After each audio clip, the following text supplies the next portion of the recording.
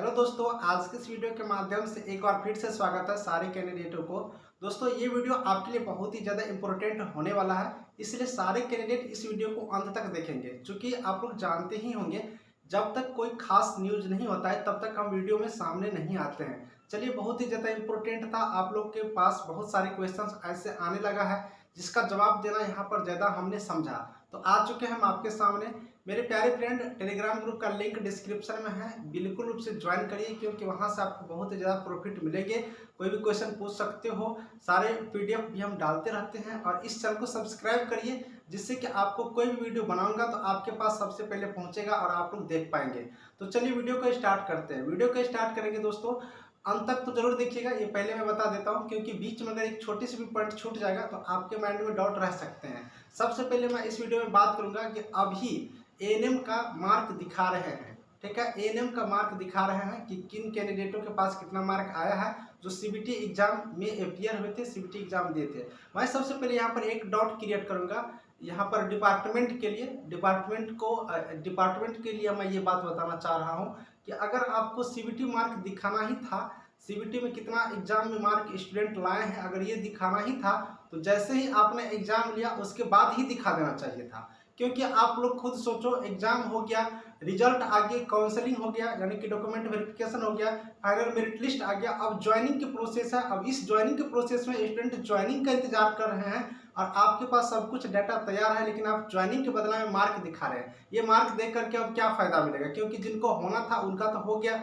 अगर उस टाइम में दिखाया जाता तो एक विद्यार्थियों में एक संतुष्ट था बढ़ता, एक संतोष और बढ़ती कि चलो इतना मार्क मेरा आया है, इस पर कट ऑफ बन सकता है या नहीं बन सकता है, ये हो सकता है।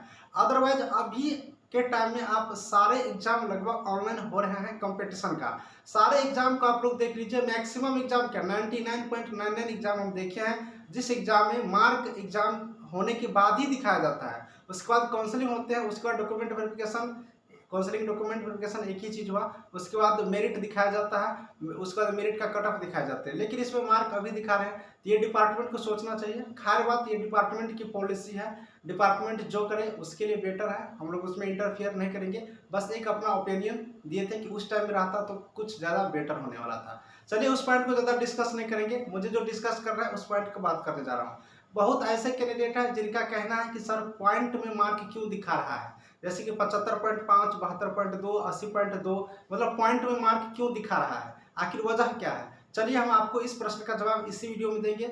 दूसरी प्रश्न मेरा रहेगा कि सर बहुत ऐसे कैंडिडेट है जिसने कमेंट किया है, अपना मार्क कमेंट किया और हमें बताया है कि मेरा मार्क कट ऑफ से ज़्यादा है, फिर भी रिजल्ट क्यों नहीं हुआ है, क्या धांधली भी हुआ है, ये प्रश्न पूछ रहे हैं। तो इस प्रश्न का भी जवाब हम आपको दे देते हैं, ये भी इंपॉर्टेंट है क्योंकि अगर कट ऑफ से ज़्यादा मार्क है तो उनका रिजल्ट यहाँ पर होना चाहिए। अगर कट ऑफ से कम मार्क है तब तो कोई बात ही नहीं, क्योंकि कट ऑफ भी दिखा रहा है, साथ में सारे कैंडिडेट को अलग अलग यहाँ पर जो चेक कर पा रहे कट ऑफ भी दिखा रहा है। इस प्रश्न का भी जवाब जानना आपके लिए जरूरी होगा।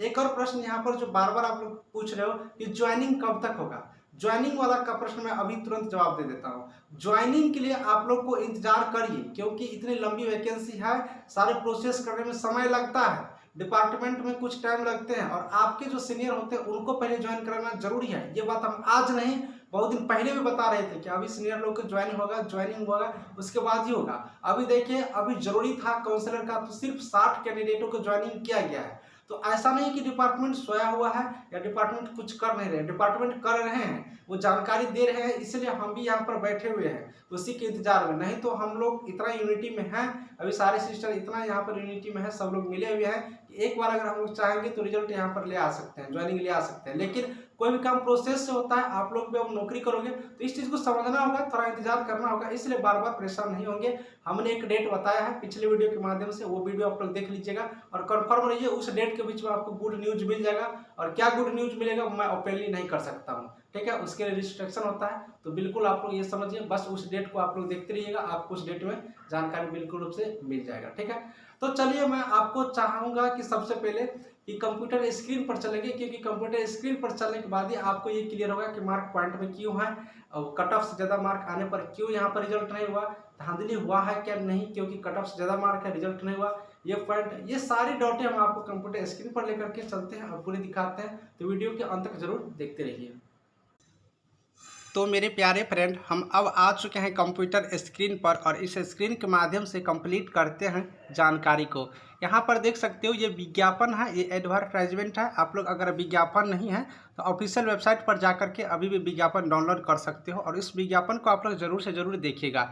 इसमें आपको सीरियल नंबर 12 पर आइएगा तो आपको दिखाई देगा चयन का अधिकार, चयन का आधार, सिलेक्शन प्रोसेस क्या है। आप यहाँ पर देख सकते हो क्लियर लिखा हुआ है, चयन हेतु निम्नलिखित अनुसार 100 पूर्णांक होगा, यानी कि टोटल 100 अंक होंगे और ये 100 अंक जो होंगे वो सीबीटी का होगा, कंप्यूटर बेस्ड टेस्ट। आपने जो सीबीटी एग्जाम दिया, ऑनलाइन एग्जाम, वहीं हुआ कंप्यूटर बेस्ड टेस्ट सीबीटी होगा जो कि 100 अंक का होगा, यानी कि टोटल 100 अंकों का आप लोग का ये यहाँ पर क्या कहते हैं एग्जामिनेशन लिया गया है। अब इस 100 अंक के आधार पर ही आप लोग को मेरिट लिस्ट तैयार किए गए हैं, डॉक्यूमेंट वेरिफिकेशन के लिए बुलाए गए थे। तो आपने एक बात समझ लिया कि मेरे पास कितना हुआ था, 100 अंक हुआ था और उस 100 अंक के आधार पर एग्जाम दिए हैं। अब इस नोटिस को देखने के बाद आपको हम एक और नोटिस दिखाते हैं जो कि आपको ऑफिशियल वेबसाइट पर बिल्कुल रूप से मिल जाएंगे। दोस्तों ये नोटिस आप लोग बिल्कुल रूप से देख सकते हो, अगर आपने नहीं देखा है तो बिल्कुल रूप से देख लीजिए। आपको हम दिखा देते हैं, लिखा हुआ state health society Bihar important notice. ठीक है, ये नोटिस विज्ञापन संख्या 5/2021 एएनएम एग्जाम को लेकर ही लिखा हुआ है। अब इसमें सारा चीज़ इंग्लिश में लिखा हुआ है, हम आपको हिंदी करके आपको एक एक पॉइंट करके दिखा देते हैं। आप लोग देख सकते हो एग्जामिनेशन टाइम में इस नोटिस को रिलीज किया गया था, उस टाइम में हमारे यहाँ डिप्टी सेक्रेटरी कम इंचार्ज 2 थे, वो राजेश कुमार थे।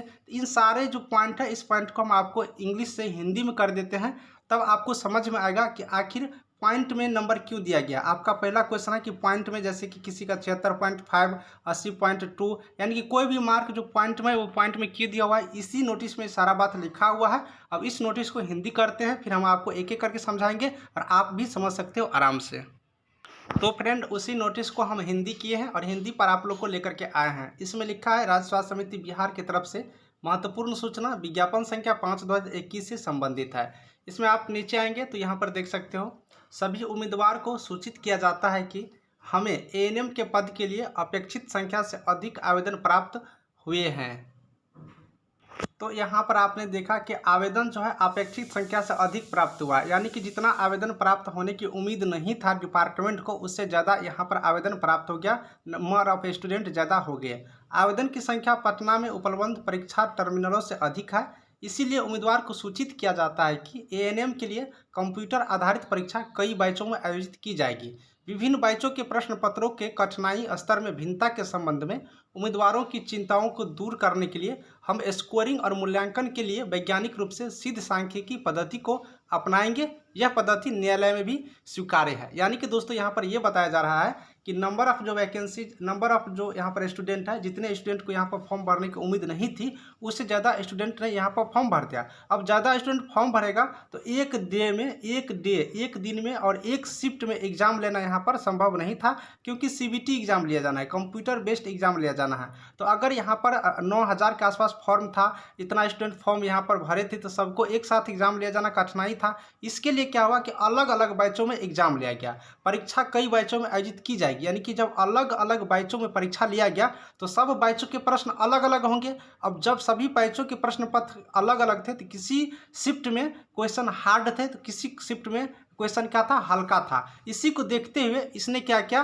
कि एक वैज्ञानिक पद्धति, जो कि वैज्ञानिक रूप से सिद्ध सांख्यिकी पद्धति का प्रयोग किया, यानी कि एक अलग रूल बनाया जिसको नॉर्मलाइजेशन रूल कह सकते हो। उस रूल को अपना करके यहाँ पर सबके मार्क को दिखाया गया है। यानी कि अब आप लोग समझ गए होंगे, अलग अलग जो शिफ्ट में एग्जाम हुआ उसके वजह से क्वेश्चंस को देखते हुए, क्वेश्चन लेवल को देखते हुए यहाँ पर नॉर्मलाइज किया गया है, अब स्कोरिंग किया गया है। ठीक है, इसीलिए सारे कैंडिडेटों का जो मार्क है वो पॉइंट में आया हुआ है। किसी कैंडिडेट को ये ना लगे कि पॉइंट में क्यों आ गया, इसी कारण कि अलग अलग बैच में एग्जाम हुआ था। ये इसका ऑफिशियल वेबसाइट पर दिया हुआ है, उस नोटिस के अनुसार ही हम आपको बता रहे हैं। अब दोस्तों यहाँ पर चलेंगे कि स्कोरिंग आखिर किस आधार पर हुआ, मूल्यांकन किस आधार पर किया गया, क्योंकि आप लोग को समझना जरूरी है।